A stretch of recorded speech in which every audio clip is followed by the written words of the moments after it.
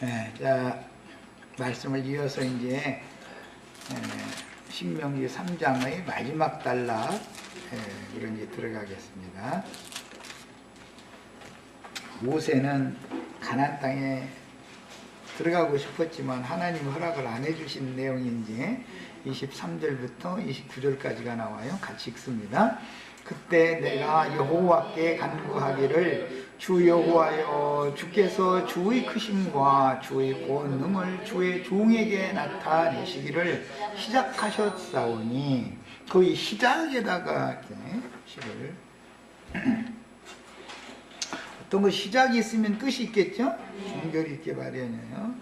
광야 사역의 시작을 한 사람은 모세예요. 이제 광야 사역을 종결하는 사람은 세례 요한이죠.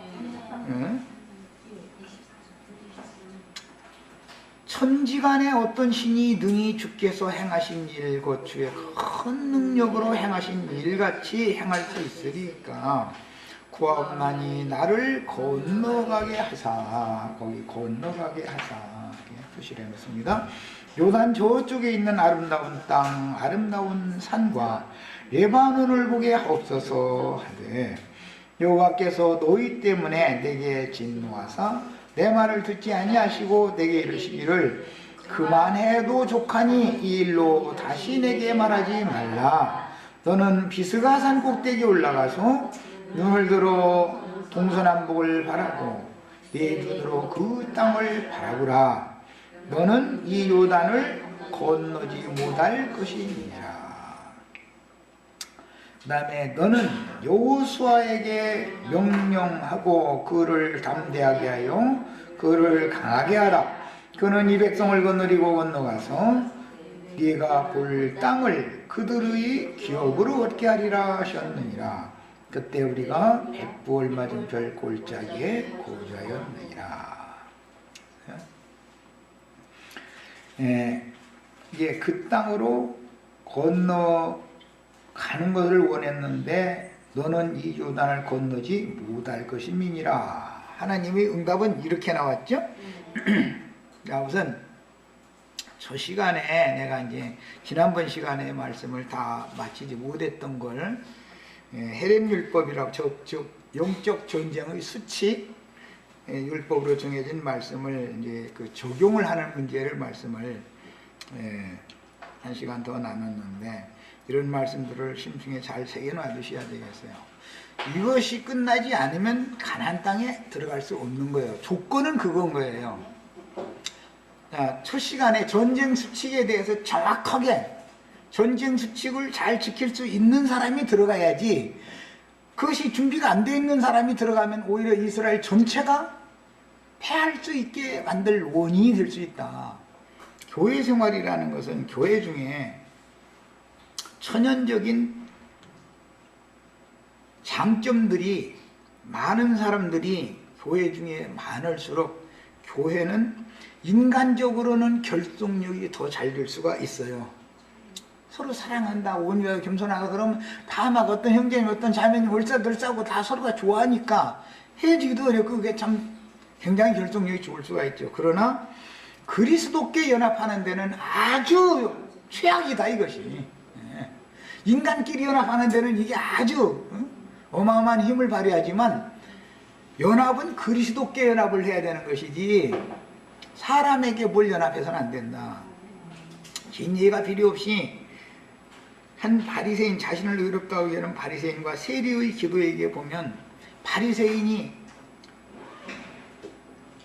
주 여호와여, 나는 저 세리와 같지 아니함을 감사하나이다부터 시작해가지고 나는 불의, 토색, 간음도 행하지 않았고 일주일에 2번 금식하고 11조와 헌물을 드리나이다 그랬어요. 그러면 세리는 그 반대되는 짓만 한 사람이죠. 불의하고 토색하고 간음하고 하는 것을 해가면서 살던 사람이요. 11조 헌물도 안 돼, 금식도 안 해 이 사람은.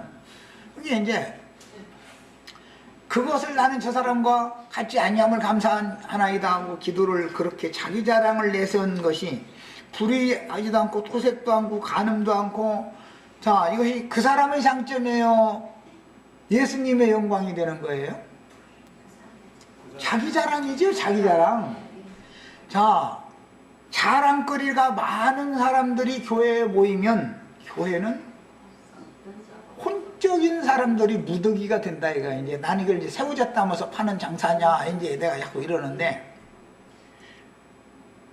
교회에 모인 성도들은 다 인간적으로 개인 개인을 뜯어놓고 보면 쓸만한 사람이고 그냥 다 괜찮은 사람들이지 뭐 그렇게 특별히 흠이 많고 그런 사람 없어요. 그런 사람 어디가 있어. 다 주님 앞에 다 뭔가 참 하나님이 쓰실 용도로 하나님의 목적을 위해서 지어놓은 그릇들이니까 다 각각의 장점이 다 있지. 야, 교회에 들어와서 다 자기의 장점만 자랑을 하면은 예수가 선전이 되고 전도가 되겠어요?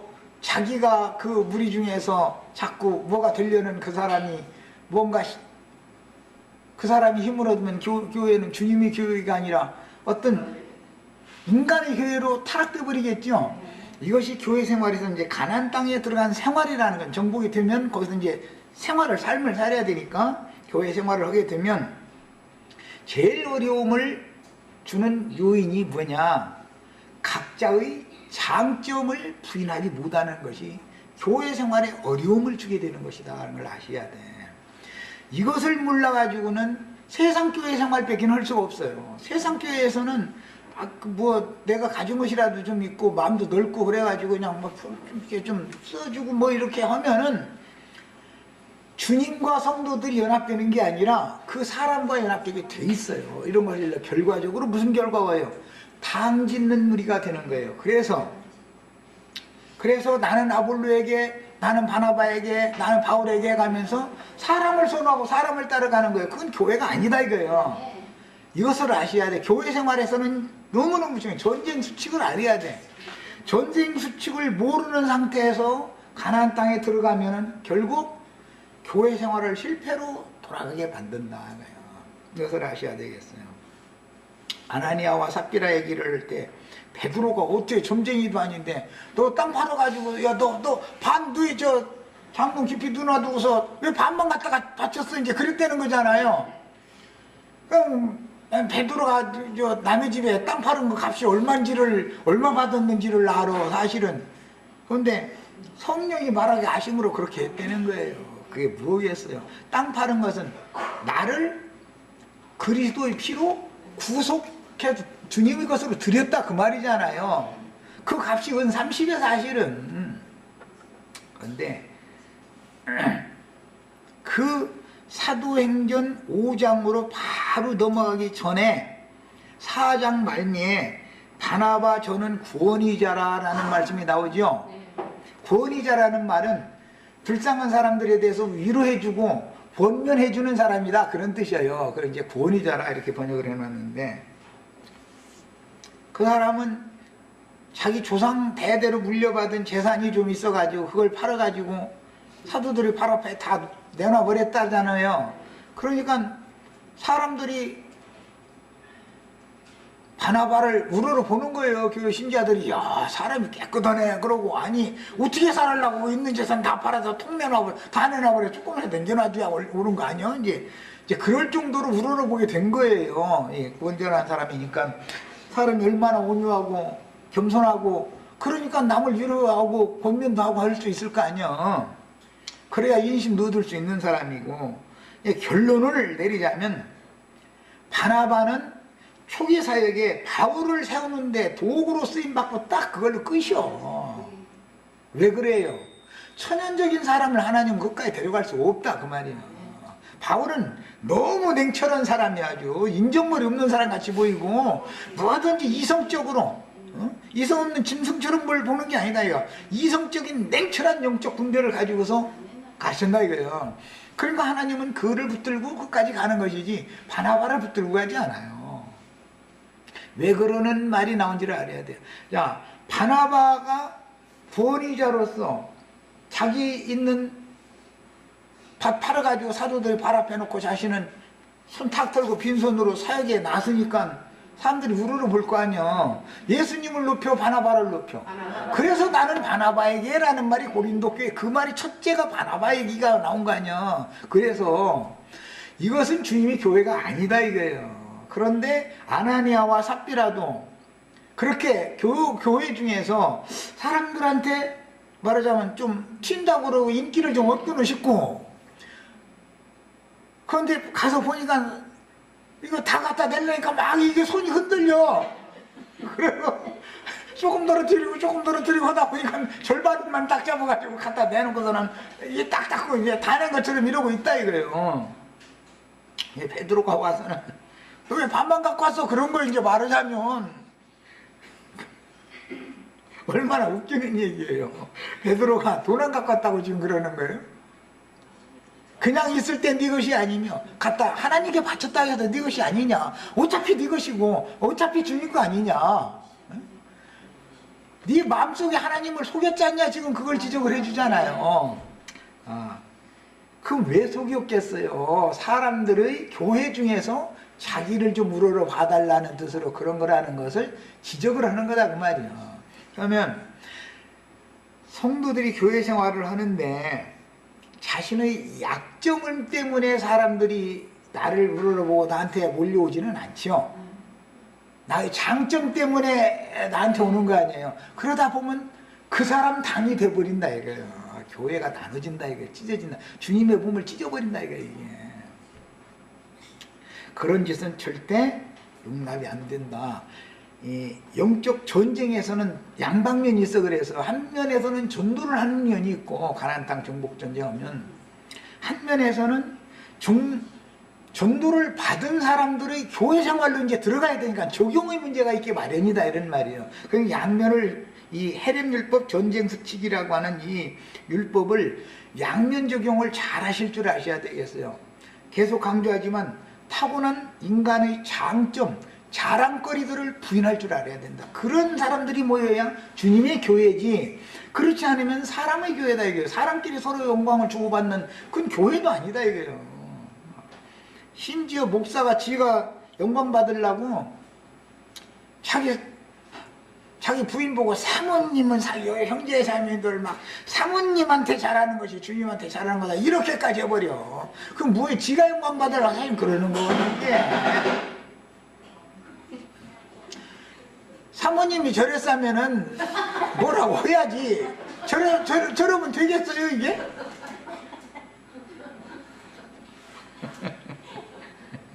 자, 이제 23절 이하에 있는 이제 마지막 단락으로 들어갑니다. 인간의 장점, 타고난 자랑거리들을 부인하는 것을 철두철미하게 잘하는 사람들이 교회 생활에 영적 교회 생활을 하는 사람들이다라는 거 지금 강조해서 말씀드렸어요. 전도만 해서 사람만 불러온다고 다 되는 게 아니고, 그 다음에는 전쟁 수칙을 실제 각자가 적용하는 걸 가르쳐야 된다고요. 양면이 필요하니까. 목적은 교회 생활을 어떻게 하는데 목적이 있는 것이니까. 전도를 하는 목적은 뭐예요? 그 사람 내 사람 삼으려는 게 아니잖아요. 교회에 데리고 와서 주님의 양이 되게 하려고, 주님께 온전히 바쳐드리려고 전도를 하는 건데, 무언가를 좋은 것을 갖다 감추지 나쁜 것을 감추는 법은 없다니까. 사람이라는 것은 뭔 말인지 아시겠죠? 그래서 타고난 인정 많은 것, 눈물 흘린 뭐 많은 것, 그게 사랑이 많은 사람이라고들 판단하고 이랬었는데, 그것을 배설물로 과감하게 버릴 수 없으면은, 심지어 뭐 목사라는 사람 이제 까운 얘기했는데, 신학도로 한 거 뭐 자매님들은 뭐 얼굴 좀 반반하면 이제 에이 이렇게 여자한테 또 그렇게 말하면 좀 실례네. 얼굴이 좀 예쁘장한 거 뭐 그런 것까지도 하여튼 외모를 자랑하려는 생각을 버리라. 교회라는 건 그게 아니다. 세상에서 내가 무슨 재물이 좀 있다라든지 뭐 무언가 장점이 있으면 그 자체를 부인하지 않으면 교회 생활이 안 된다라는 걸 아셔야 되겠어요. 이것을 철두철미하게 가르쳐 놓지 않으면 교회가 아니에요. 주님의 교회가 아니다 이것은. 자, 이제 본문에서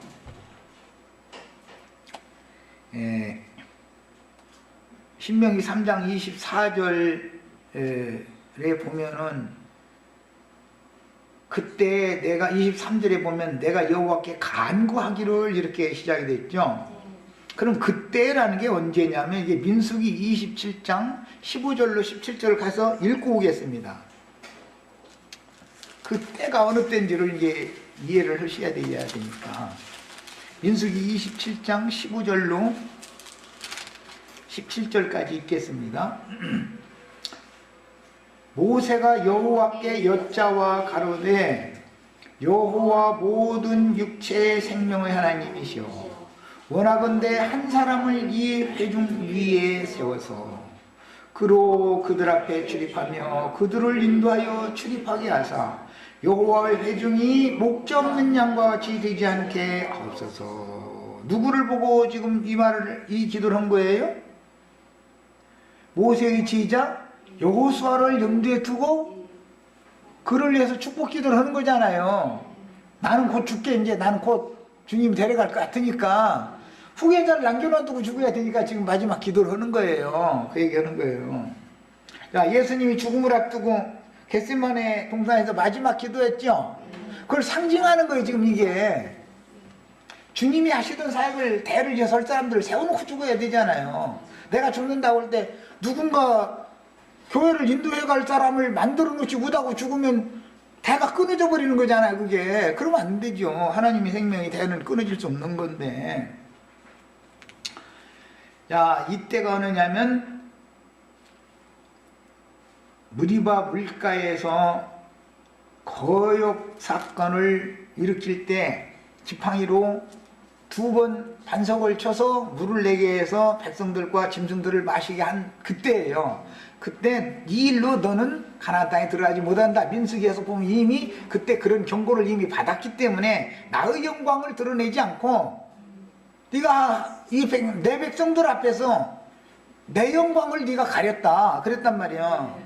그럼 뭐예요? 하나님은 비록 아무리 크게 쓰시던 종이라도 모세라 할지라도 하나님의 영광을 도둑질하는 건 절대 용납 안 된다. 지금 그 말이단 말이야. 그러니까 이제 배경을 이해하시겠죠? 아까 내가 왜 헤렘 율법을 말씀한 다음에 여기로 연결하는지 이해를 하셔야 돼요. 사람의 영광이 드러나면 하나님은 멸시당하는 것이다 이거예요. 백성들 때문에만 그러는 게 아니에요. 인도자 때문에 하나님의 영광이 멸시당할 수가 있다 이거예요. 모세라 할지라도 하나님은 그것만큼은 용납 안 하는 거예요. 이렇게 엄격한 문제다 이 문제가. 자, 그러니까 자기 죽음을 앞두고 마지막 기도를 지금 하는 거예요. 이 기도 내용 자체가 신명기인 거예요. 신명기라는 것은 모세가 하나님 앞에 너는 가나안 땅에 못 들어간다. 그 대신 내가 네 대신에 이 백성들 앞에서 또 백성들과 나 사이에 출입 오며 가며 해가면서 백성들을 결국 가나안 땅에 인도할 자를 내가 세울 거다. 너는 지금까지 수고는 했지만 여기로 끝이다 이랬다 이 말이야 지금. 야, 그런데 왜 모세가 못 들어가게 됐느냐? 하나님의 영광을 가린 거예요. 네가 내 영광을 멸시하고 내가 너에게 권위 있는 말씀을 맡겼으니까 말로 반석에게 명해서 물을 내라 하면 허라는 대로 순종해서 반석은 물을 낼지어다 하면 될 놈의 일인데 뭘 막 그냥 풀에 쳤어 그걸. 그런데 그것은 하나님을 위해서 그런 것이 아니라 백성들이 한 번도 아니고 마사에서 한 번 그런 일이 있었는데 또 이러니까 아직도 여러분이 못 깨달았어 막 이제 이랬다 그 말이죠. 말하자면은. 예. 그러니까 모세의 권위가 하나님의 권위보다 이스라엘 백성들에게 모세가 무서워 이제 하나님 무서운 것이 아니라 이렇게 돼버렸다 이거예요. 그러니까 하나님이 딱 그 자리에 너는 네 할 일 다 했어 딱 그랬다 그 말이요. 여기까지야 너는 여기까지야 그 말이요. 말하자면 언제든 이게 있을 수 있어요. 하나님의 권위라는 것은 누구도 손댈 수 없는 거예요. 세상 없는 사람도. 이런 기본 원칙을 아셔야 되겠어요. 자, 그때 자신의 뒤를 이어서 이스라엘의 새 지도자가 될 충성스러운 종을 세워주시기를 간구한 직후에 자신의 죽음을 예견하고 간구한 내용인데, 이는 인자 예수님의 겟세마네 기도에 대한 예표로서 모세는 사람으로 오셨던 예수님에 대한 예표의 사람이죠. 그 밤에 예수님은 제자들에게 함께 기도하기를 요청을 했습니다. 예수님은 내가 죽게 되었다라는 것을 알고 있었다 이거예요. 얘기를 하고 있었던 것이죠. 그러나 제자들은 상황이 어떻게 돌아가는지에 대해서 감이 안 오는 거예요. 그러니까는 이 밤에 무슨 놈의 기도를 하라고 그러네 하면서 뭐 옛날에 어떤 다 설교 들을 때 세상에서 제일 무거운 게 뭐죠? 하고 질문하는 목사인지 눈꺼풀이 그렇게 무거운 거라네 그런 무게. 세상에서 제일 무거운 건 눈꺼풀이래 하죠. 근데 그 말이 맞아. 이게 자꾸 내려오는데 어떻게 이게 자꾸 무겁게 자꾸 내려오는데 그것은 육신이 약하며 썼었다라는 거예요. 이제 상징이죠. 그래가지고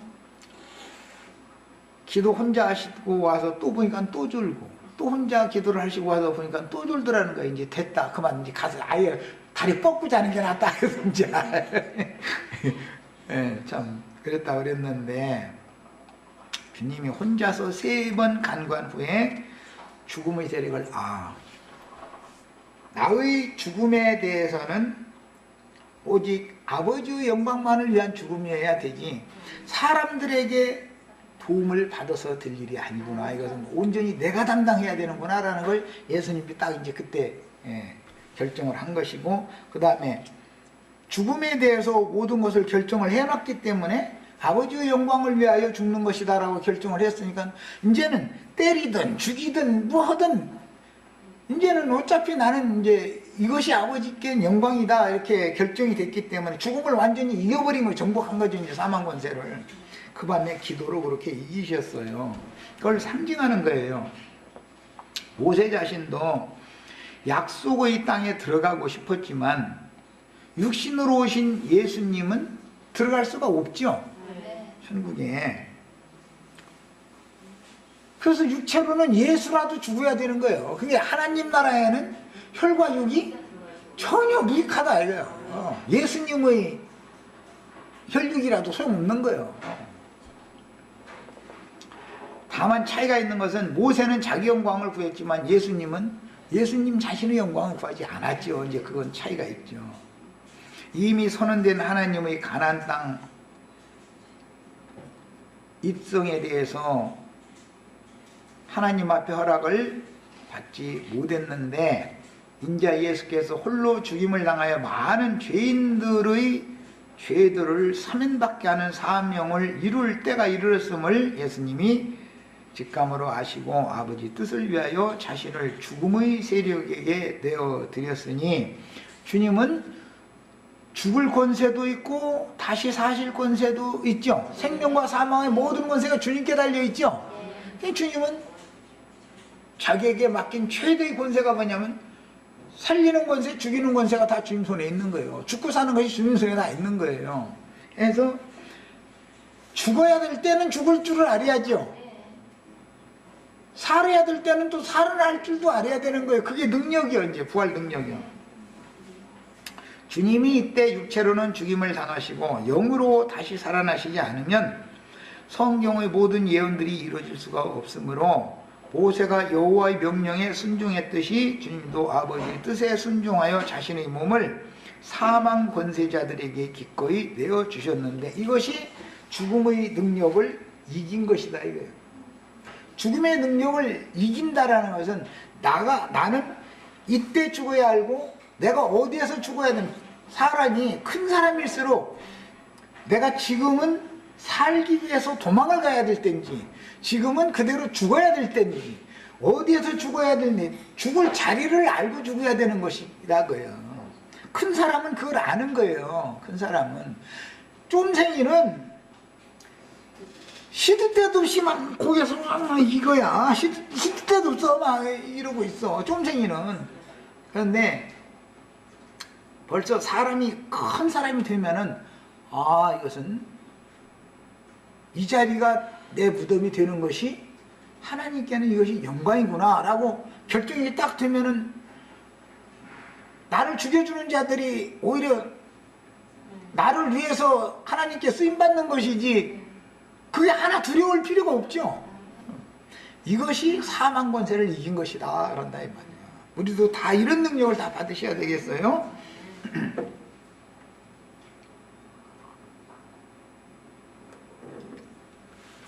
독생자로 오신 사람 예수님의 몸을 들여서 단번에 모세의 율법에 의하면 제사 종류가 수없이 많죠. 그냥 기본 제사 5가지 기본 제사도 외워보라면 못 외워. 한번 외워봐. 5가지 기본 제사 5가지 아는 분 한번 손도 한번 외워봐.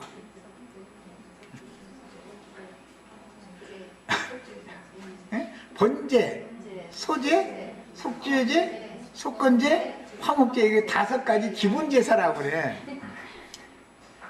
여기에다 이제 절기제라는 것이 있고 월삭제, 연종제, 그 이제 매년제 있지. 또 다른 뭐 무슨 서원제니 뭐 하여튼 제사가 종류가 얼마나 많은지. 절기 때도 첫날은 어떻게 해서 드려야 되고 둘째 날은 어떻게 드려야 되고 이게 다 종류가 다르고 그거 다 암기하고 있으려면 머리가 쥐나지요. 그런데 그런 것을 그 수많은 종류의 죄와 죄들을 속하고 하나님과 화목되는 제사를 하는 그런 모든 제사들을 예수님이 십자가에서 단번에 다 이뤄놨다 이거예요. 그러니까 이제 예를 들어 매년제를 드릴 때도 예수 그리스도의 십자가의 구속을 믿으면 되죠. 지난 죄들을 속함받기 위한 속죄제도 예수께서 단번에 드려진 제사를 내 마음에 믿으면 되는 거예요. 복잡할 것인지 하나도 없게 만들어 놓은 거야. 그냥 다 간단 믿기만 하면 돼. 이제 예수님이 나의 모든 죄와 허물들과 하나님과 불화한 관계에 화목하게 하기 위해서 모든 걸 이렇게 다 드렸다. 이걸 마음에 믿으면 되는 거예요. 간단하게. 이렇게 해서 구약시대의 모든 율법 제도들을 율법의 모든 요구를 단번에 완전케 해놨다 이거예요. 완전케.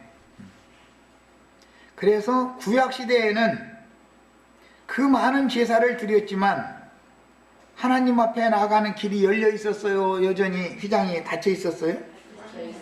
구약시대는 여전히 닫혀 있는 거예요. 왜 그런 거예요? 그건 모형의 제사일 뿐이지. 짐승의 피나 이런 걸로 드리는 건 모형 제사일 뿐이지 그것은 실제가 없는 제사였다 그런 말이야.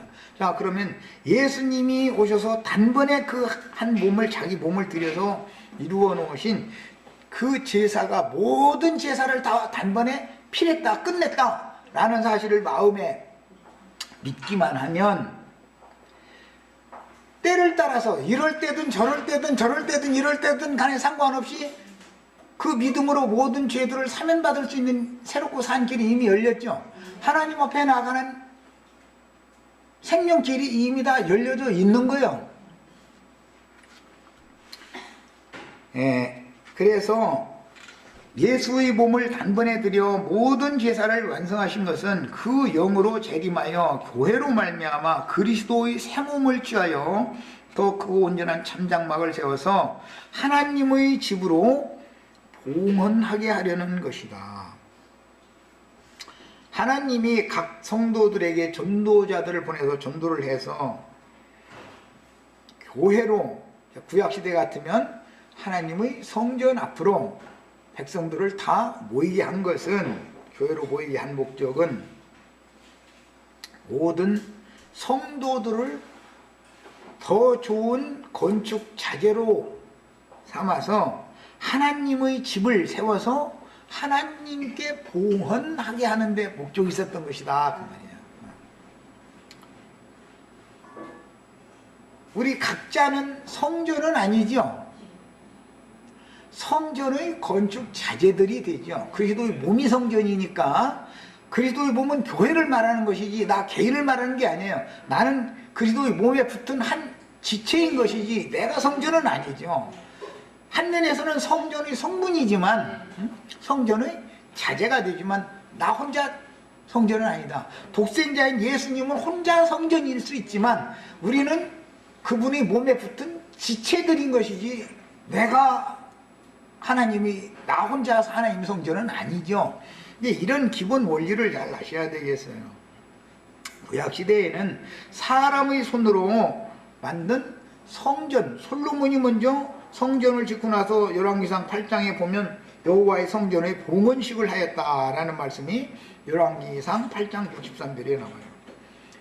그 성전이 무너졌어요. 바벨론 포로에서 돌아온 무리들이 에스라 6장 16절에 보면 다시 돌아와서 하나님의 성전을 다시 재건을 하고 봉헌식을 또 하는 얘기가 에스라 6장 16절에 나오는데 그 성전을 스룹바벨 성전이다 그래요.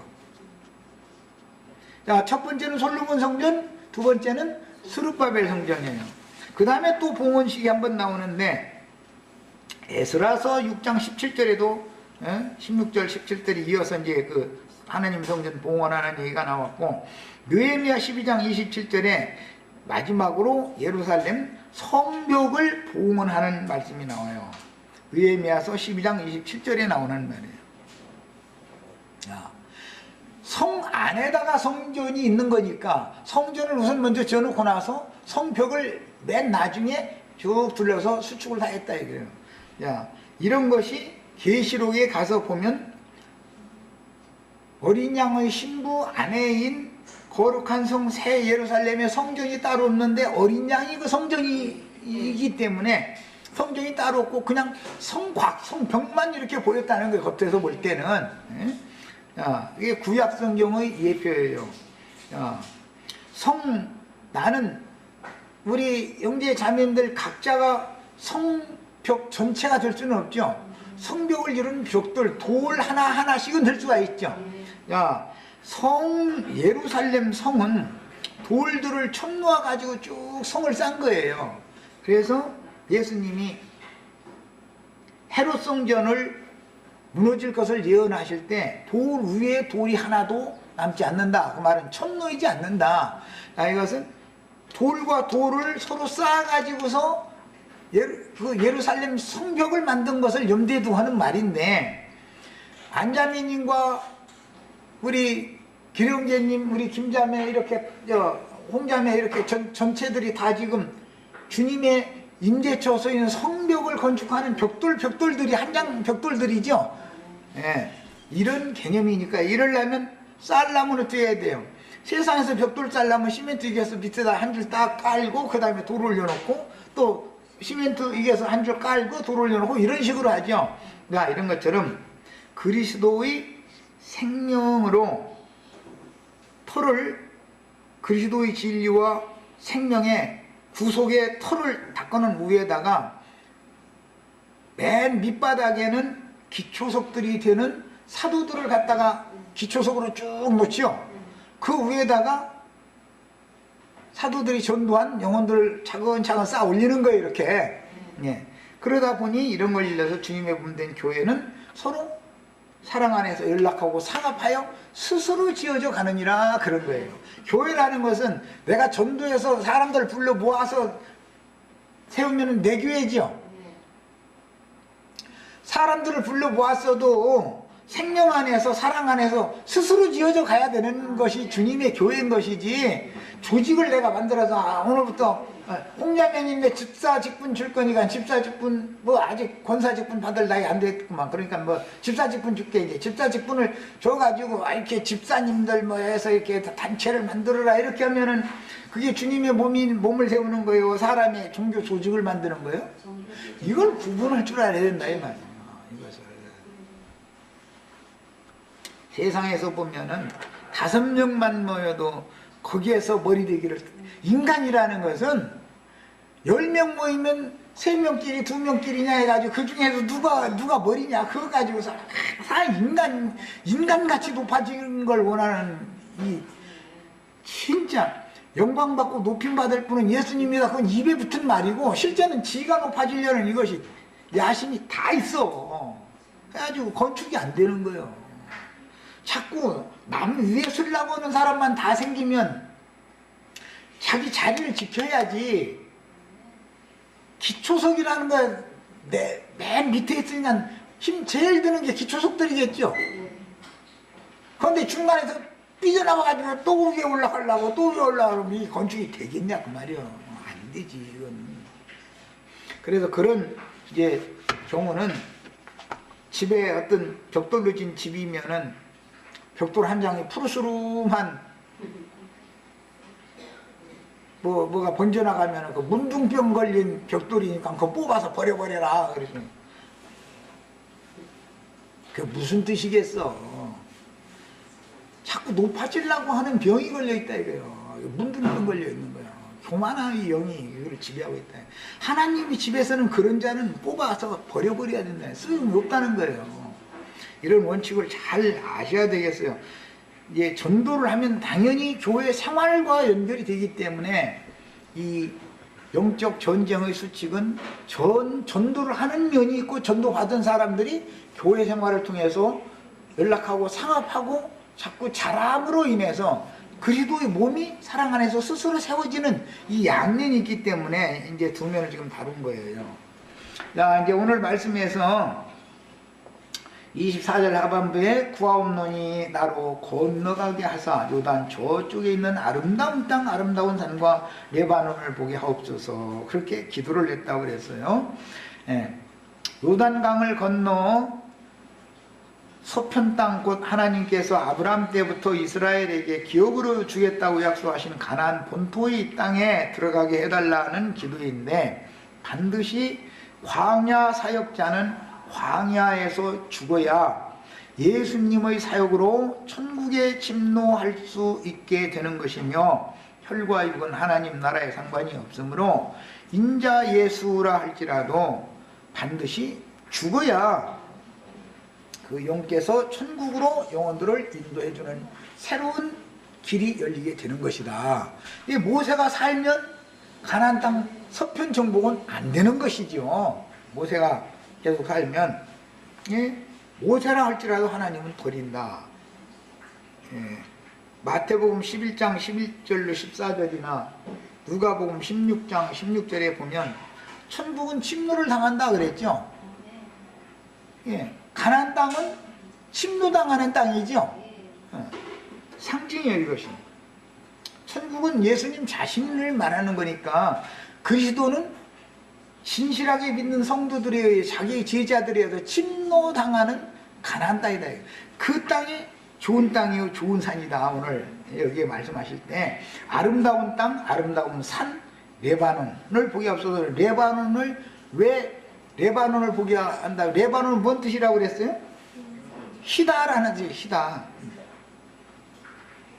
그 레바논 산이라는 것이 헐몬산이라고 그래서 이게 하늘의 쉬운 산을 상징한 것이다. 그걸 보기를 그렇게 사모했었던 거예요. 모세는. 조상적부터 약속으로 주신 기업을 모세는 보기만 하고 들어가지는 못했으며 출애굽 1세대는 보지도 못하고 광야 중간에서 죽었으니, 이는 하나님의 왕국에 대한 이상을 보려면 물로 침례를 받아야 하며 들어가려면 그 영으로 다시 침례를 받아서 거듭나야 한다는 뜻이므로, 모세는 거듭나게 할 사람들을 위해서 회개케 하는 사역을 마치면 끝이지라 그 말이란 말이에요. 요한까지는 광야 사역자는 뭐죠? 회개시키는 일로 끝나는 거예요. 왜? 율법이라는 목적이 뭐예요? 사람을 회개시키는 것이죠. 자기 나는 죄인이구나, 난 잘못이 많구나라는 걸 깨닫게 해가지고 회개시키는 거예요. 율법 사역은 여기로 끝이다. 이거 광야 끝까지가 끝이다. 그런데 시작은 모세가 했고 마무리는 요한이 한 거죠. 요한이 죽지 않으면 예수님이 전도시를 시작할 수가 없죠. 헤롯에게 그래서 때가 됐을 때 헤롯에게 요한이 죽임당하게 하나님이 배려를 한 거예요. 요한이 죽었다는 소식을 듣고 나서 회개하라 라는 말씀, 첫 번째 예수님이 사역을 시작했다 이렇게 돼 있죠. 자, 그 다음에 광야 사역자들인 모세로부터 침례자 요한까지는 분명히 하나님이 쓰신 종들이지만 천국에 가까이 이른 자들이지 천국에 실제로 들어가지는 않았다. 그리스도 예수 안으로 들어가지는 않았다 이거예요. 거기에 대한 이상은 본 거죠. 요한이 분명히 봤죠. 보라, 세상 죄를 지고 가는 하나님의 어린 양이로다. 자기가 봤으니까 다른 사람 보고도 예수 그분이 세상 죄를 지고 가는 하나님의 어린 양, 거기까지만 봤다 이거예요. 세상 죄를 지고 가는 것이 끝이면 안 되죠. 그것이 이제 십자가 복음이다 그러는데, 초보의 도다 그러는데, 요한의 세례다 그래요. 그리스도의 세례로 통일을 시켜야지. 세례도 하나 해야 된다고 그랬죠. 한 하나님, 한 주, 한 성령, 한 믿음 안에서 한 세례를 받아서 한 몸을 이루어야 된다. 이게 자꾸 하나 얘기가 이제 에베소서에 계속 나오는데, 한 세례를 받아야 되는데, 요한의 세례 받고서 그리스도 영의 성령의 세례를 또 받아야 된다. 이거는 세례가 둘로 나눠지면 안 된다 그 말이잖아 지금. 세례는 오직 하나의 세례를, 그리스도의 세례만을 받아야 되는데, 그 세례를 못 받은 건 뭐예요? 요한에게 세례를 받은 거예요. 요한의 세례는 뭐예요? 회개케 하는 세례를 베풀었다 이거예요. 예수는 회개한 사람들에게 생명을 주는 세례를 베풀었다 이거예요. 이게 전혀 다른 것이죠, 내용이.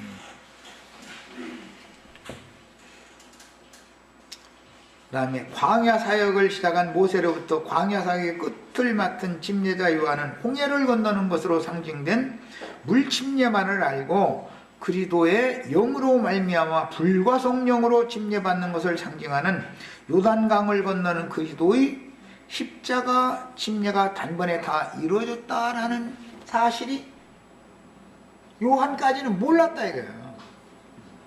그러니까 육신의 모양으로 오신 예수님이 그 육체가 십자가에서 완전히 죽고 장사되어져야만 부활 생명으로 새 창조가 시작이 된다는 것을 요한은 몰랐다 이거예요. 몰랐어요. 요한도 죽는 걸 두려운 사람이잖아요. 자기 시자들에게 세상 죄를 지고 가는 하나님의 어린 양 예수를 소개해놓고 나서는 헤롯 궁에 잡혀가지고서 옥에서 추록을 안 되니까 제자들 보내가지고 우리란 그가 당신인지 좀 알아보고 오라고 하던데요. 이제 이랬다는 말은 요한의 믿음이 처음보다 나중에 더 나빠졌다는 거, 좋아졌다는 거예요. 더 나빠진 것이죠. 왜 그런 거예요? 육신이 약하면 해결이 안 됐다 이거예요. 죽는 걸 두려워하는 마음이 여전히 있었다 이거예요. 예수님은 거기에 대해서는 답변 안 해준 건 왜 그래요? 걔가 죽어야 예수님이 나타나니까 그런 것이죠. 그런데 그때 이제 요한이 제자들 보고 그래서 죽으라고 그래 이렇게 해서 전달했으면은 요한이 얼마나 절망했겠어요. 그런데 거기에 대해서는 답변을 남고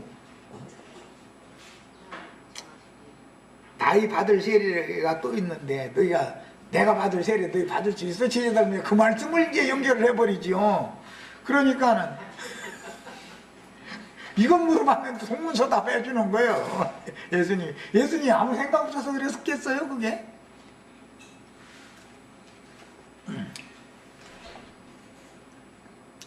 자, 요단 저편이라는 말씀이 이제 나왔는데, 오늘 본문에는 요단강 서편 지역을 의미하는 말로 쓰이는 모든 민족에게 천국 복음을 전파할 주의 증인들이 땅 끝까지 이르면 이방인의 충만함이 참으로, 요단 저편이랑 요단강 서편을 말하는 거예요. 세상 나라가 주와 그 그리스도의 나라가 될 것을 암시하며 이방의 충만함이 차면 이스라엘 12지파는 이미 받은 요단 동편의 기업으로 돌아오게 되는데, 이 비밀이 이스라엘의 신앙 회복이고 그때는 하늘의 신부 안의 성에 들어간 이기는 자들과 함께 주님의 재림이 완결되게 돼 있다. 그 다음에 이제 본문 말씀에 아름다운 땅, 아름다운 산, 그 다음에 레바논을 보게 해달라고 이제 이렇게 기도를 했는데, 가나안 땅에 대한 이런 모세의 묘사는 앞에서 이미 정탐꾼들이 했던 말 그대로지요. 정탐꾼들이 돌아와가지고 그 말을 또 동일하게 했었잖아요. 민수기에서. 저주가 임한 땅인 애굽 땅이나 갑절로 저주가 임한 광야 땅이나 이 땅과 대비되는 참으로 좋은 땅이다라는 이제 뜻이다. 그것은 아까 내가 성경이 말하는 땅은 세 땅이 있다. 하늘도 새 하늘이 있죠.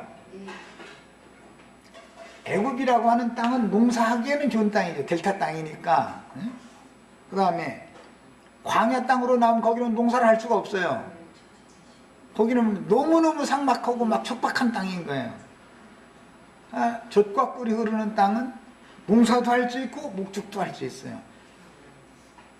그래서 가장 좋은 새하늘과 새 땅이라는 것은 세 번째 완성적으로 이루어지는 새하늘과 새 땅이 가장 아름다운 땅이요, 아름다운 산이요, 거의 레바논이라고 하는 곳이 그 땅이다. 여기까지 해서 마칩니다.